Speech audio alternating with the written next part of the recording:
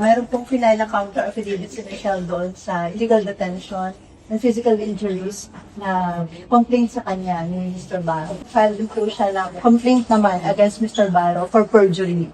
Kasi po, maaalala po natin, nagsabit ako si Mr. Barro ng kanyang counter affidavit doon sa qualified theft case na pinalila siya sa kanya. Magkaiba ang kanyang mga allegations doon po sa counter affidavit at saka dito po sa sworn statement na in-execute na before the NBI. So dahil po yung mga untruthful statement siya na nakalagay doon sa kanyang counter affidavit sa qualified theft case.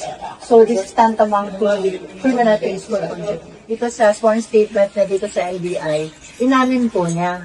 In fact, doon sa kanya pang mga interview before the media, inaamin niya na kinuha niya yung ampaw, which is a private property of Michelle, and inamin din niya na kinuha niya yun sa kwarto ni Michelle. And allegedly pa nga, sinabi na doon sa sworn statement na dito sa NBI, na yun ang rason, allegedly, kaya siya binugbog na nung isinuli niya yung ampaw, ay kulang yung laman ng ampaw.